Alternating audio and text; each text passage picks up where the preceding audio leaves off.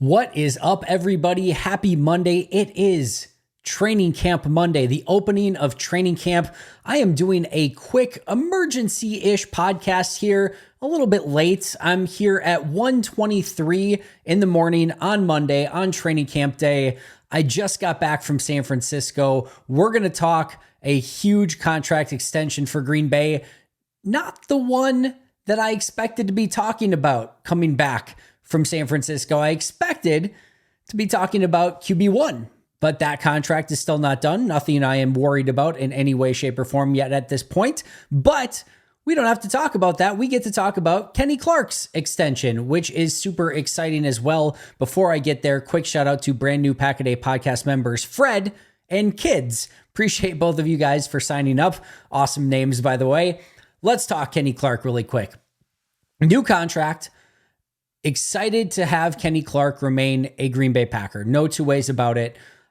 You know, here's the thing. I've talked about this, 1,000 times in the last 3 months-ish. I've said all along, nothing, absolutely nothing would have surprised me with a Kenny Clark contract extension. And maybe that's not the best podcasting. Maybe I'm supposed to say this is whatever.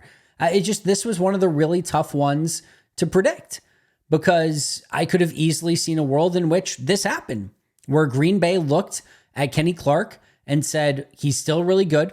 He's still young enough that he's worth giving a contract to. We think he's going to fit perfectly in this Jeff Hafley defense. And you look ahead a year and you look at where that defensive tackle position is. Yes, you have Devontae Wyatt. Yes, you have Carl Brooks. Yes, you have Colby Wooden, theoretically all still under contract next year. Those aren't your typical run-stopping, all-around defensive tackles that can do a little bit of everything. And quite frankly, those type of defensive tackles are pretty freaking hard to find. And they just so happen to have a really good one already on their roster that was set to become an unrestricted free agent next year. And so it made some clear and logical sense that they would potentially want to bring him back on some sort of contract extension. However, I also didn't know, and understandably so, if Green Bay was going to want to see Kenny Clark in this defense. And we just know that Green Bay is not usually in the habit of just giving out third contracts to players all willy-nilly. They take their time on those. They really make decisions. And sometimes they want to see how players perform in that season before handing out those third contracts. So it would not have, again, surprised me, and it's not surprising to me that Kenny Clark's contract is done. Would not have surprised me if they went into the season. Would not have surprised me if he went into unrestricted free agency next year. But clearly, Green Bay still valued Kenny Clark in a significant way. As I mentioned, with the sort of defensive tackle hole on the roster next year that fits Kenny Clark perfectly, I can understand why they've wanted to do it. And one of the things that they look at when they're deciding if they want to give older players a big contract like this, and I know Kenny's still young because he started playing, in the NFL when he was like 14 years old. I say in jest, but he was so young coming out. He was still young enough, and now, even though this is his third contract, but even besides that, it's injury history. And yes, Kenny's had a couple nagging things here and there, but nothing egregious. And he last year played a huge chunk of the season. They continue to give him a ton of snaps, and he continues to respond very, very well to it. I don't think we're probably ever going to see prime Kenny Clark again. That's okay. He's still a tremendous football player and one of the best Packers on this team. And they rewarded him with that contract. And I've said in the past, I maybe would have done it a little bit different. Who freaking cares? I've said, again, all along, I don't think there's any Packer fan that didn't want to see Kenny Clark remain a Green Bay Packer in some capacity. Like, how do you not want that guy to remain in number 97 on green and gold? The amount of bad plays that Kenny has is just remarkably low. And yeah, there were times earlier in his career where he made more impact plays. I'm excited to see him in this new Jeff Hafley defense. I really, really am. I think he has the ability to be more impactful and maybe enjoy playing in this type of defense a little bit more. And I think that could unlock him a little bit as well. I think it's not impossible that even at this age, or at least I won't say age, just at this amount of snaps that he's played in the NFL, that he has a resurgence. And that's exciting to think about too. Now, the contract was reported by Ian Rappaport as 3 years, $64 million. He will get paid $29 million in 2024. Now, I want to be clear here. That does not mean his salary cap hit is $29 million in 2024. That means how much cash Kenny Clark is getting in 2024. He'll get a hefty $29 million up front. That's a big sort of deal for Kenny, no question about it. But again, that's not his cap hit. But 3 years, $64 million. I want you for now to just get rid of that number in your mind altogether. Unfortunately, at this point in time, we do not have the structure of that contract. Ken Ingalls did tweet out that his sort of expectation for the first year on this is a little bit clearer. At least he has a way, is sort of understanding it this way, that the first year will likely be a little bit of a savings. Here was his tweet. Kenny Clark's previous salary cap hit for 2024 was $27.5 million, going off reports of a $17.5 million signing bonus and $29 million cash earned in year one and no new void years. Then we could be looking at a new 2024 cap hit of $26.4 million, which would be a $1.125 million savings in 2024. So a slight savings, which is what I would expect, that contract number comes down a little bit. But let's just hold and pause and wait to see what the year-to-year contract actually looks like. And as soon as we get those full numbers, you guys know I will break it all down, give it to you what it looks like if it ends up being a 1-year deal, a 2-year deal, or a 3-year deal, and we'll go through all of it and exactly how much Green Bay would pay year by year. What this clearly means is that Kenny will be a Packer, which we knew already, in 2024, and almost undoubtedly he will be a Packer in 2025. My guess is that's not going to be an easy contract just next year to get out of. If they wanted it to be, neither of those sides probably get that contract done. And then 2026 will likely be another year where they'll have to look at either, do they want to keep him on? Do they want to release him? Do they want to restructure him? Or how do they want to go about it then? But this probably locks up Kenny for sure in 2024 and in 2025, which again, I think everyone is probably pretty excited about. Speaking of the new defense, I think this is something that I think Kenny should be excited about. I think something that Packers fans should be excited about. And I think this is a defense that, with it being a penetrating defense, an aggressive defense, Kenny has the ability to be a sort of, we'll just say, nose tackle type defensive tackle that actually also has the ability to get upfield and win at the point of attack and cause disruption and get sacks and get pressures. A lot of the run-stopping defensive tackle types are not the pressure defensive tackle types, and that's what sets Kenny apart. I think he could legitimately be one of the really unique pieces in this defense that fits it perfectly. That gives Green Bay everything they want at that spot. And quite frankly, I think TJ Slayton can be a little bit of that as well. Also now, probably the second biggest unrestricted free agent next year. Obviously, Jordan Love the first, but I expect that deal to get done very, very soon. So the Kenny Clark deal, I think from all angles, made sense. It got done. Wasn't always sure if the 30-year contract was going to be something that Green Bay gave out at this point. They did. The only semi-shocking part to me is that the deal did get done prior to Jordan Love getting signed. I kind of thought they would be honed in and focused on just Jordan at this point. And then once Jordan's was done, sort of focused on everything else. We do know that Green Bay is not immune to multitasking. They can handle multiple things at once. Russ Ball, that front office is, they're all extremely good at what they do. And I'll be crystal clear here too. These are not things that come up out of nowhere. It's not like Russ Ball all of a sudden is like, all right, let's start working on these things are in work and in progress for months and months and months. And they look at this stuff year round.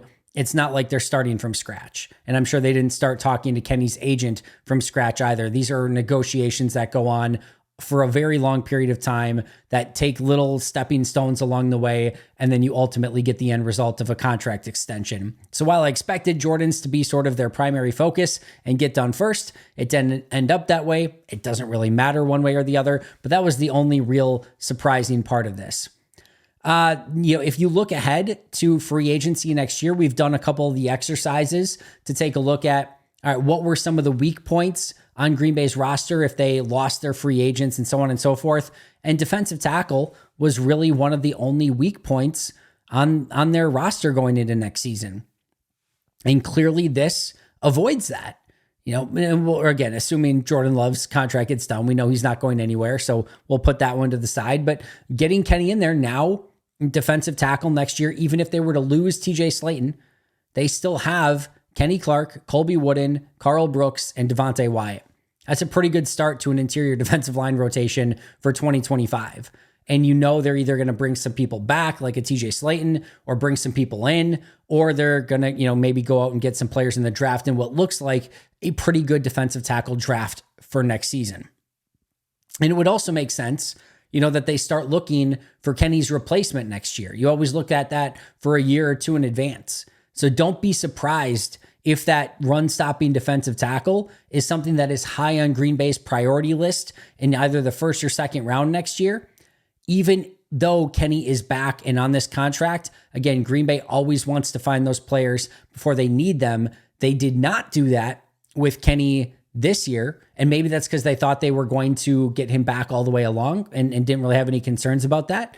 But it's interesting that they haven't been able to find that type of player other than TJ, who I think has been up and down, inconsistent at times. But we'll see too if he can come up big in a big time contract year. So exciting to have Kenny's contract done, and he will again be a Green Bay Packer, 3-year deal. We'll see what that actually means once the actual terms of the contract comes out. And of course, we will cover that as soon as it does. A couple other quick news and notes that did take place. Jayden Reed, Corey Ballantyne, and Caleb Jones on Sunday were all placed on the non-football injury list, the NFI list, so non-football injury. What this means is that they were injured outside of the Packers facility, or more likely with some of these guys, they just didn't pass their physical yet. And again, due to something that didn't happen in the facility. If it didn't happen from a Packers standpoint, it didn't happen in the Packers facility, they go on the non-football injury list. These are procedural. And, once they are ready to go and pass their physical, they get taken off of the non-football injury list. Now, it's possible, one of them could have something serious that happened to them off the, while they were away. We don't know all of that yet. The great news is that per Bill Huber, Jayden Reed, clearly the biggest of those three names, is totally fine. And that is, again, reported by Bill Huber of Sports Illustrated, who does a phenomenal job covering the team. He reported that Jayden Reed's fine. It is possible that prior to the start of camp, that these, some of these players pass their physicals and get taken off that list and activated prior to the first practice. But again, Jayden Reed, Corey Ballantyne, and Caleb Jones, we'll kind of keep an eye on those and see once they're able to practice. They joined Kitano Oladapo, who was already placed on the non-football injury list. Remember, he's coming off the foot injury from his, the scouting combine, I think he injured it at. You might be saying that's a football injury. Why is that considered a non-football injury? If it happened outside of the Packers or prior to the Packers, it's considered a non-football injury, even though, again, Oladapo's was theoretically was a football injury. It took place during the scouting combine. It's considered non-football injury. So right now we know, again, Jayden Reed, Corey Ballantyne, Caleb Jones, and Kitano Oladapo on the non-football injury list. And then Tucker Kraft, Zach Tom, and Donovan Jennings had already been placed on the PUP list. Those are the players we know probably going into Monday's practice. Maybe again, the NFL or NFI guys maybe get activated off that list if they were able to pass their physicals. But those would be some names that we kind of keep an eye on early in camp to see when some of those guys come back. Some good news, if you go all the way back to mini camp, Tyler Davis, Spencer Waggy, Jarvion Howard, and Gemmin Green were all in the rehab group. They were not placed on any list. So hopefully that means that those guys are good to go. Tyler Davis coming off his torn ACL. I know no huge names there, but you just want to see everyone out there and able to practice, especially some of the guys like a Jarvion Howard. The worst thing that can happen for an undrafted free agent is you get this opportunity to go prove yourself in a training camp and to show what you can do. And these guys, their margin of error is nothing. It's absolutely nothing. And if they go into camp with an injury and are out a couple weeks, they're just done. There's nothing they can do to overcome it more often than not. So hopefully Tyler Davis, Spencer Waggy, Jarvion Howard, and Gavin Green are all good to go. And then remember, at that last minicamp practice, both Robert Rochelle and Anthony Johnson Jr. got a little bit banged up and did not finish practice. They also were not added to any PUP or non-football injury list either. So hopefully that is a good thing, and those guys are all ready to go. Alex Magoo, who was released earlier in the week, did revert to injured reserve. My guess is Green Bay will come to an injury settlement with him probably in the next couple days or so. And then Green Bay, a few days ago now, did sign a couple new wide receivers as well, Jalen Wayne and Rory Starkey. Wayne will wear number 2, Starkey will wear number 16.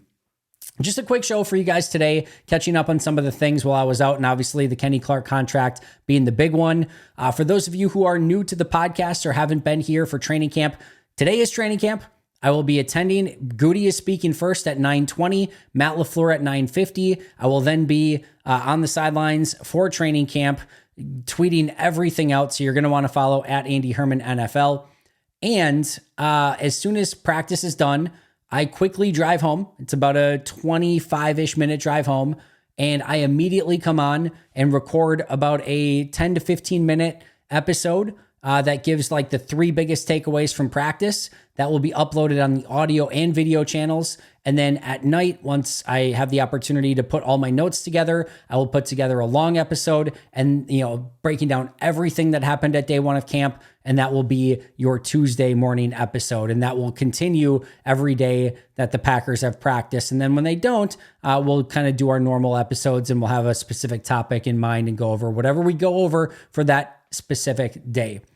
Thank you so much for being here. Appreciate you guys a ton. Kenny Clark remains a Packer, and it is day 1 of training camp. I cannot freaking wait. Shout out to our Hall of Fame and All-Pro members, Most Hated Minnesotan, PJ Wynn, John Wild, Shea Brad Dad, Brandon Paletta, Jennifer Wright, Boom Handle, Donald Lee, Lori Lord, Baby QB, David McCluskey, Donald Decker, Dan Miller, Alex Wong, Arnoldo Espinoza, Peter Ataka, Caleb Cookster, SoCal Pack, and Dan Gassford. I'll see you guys very, very soon. But until next time, and as always, go Pack Go.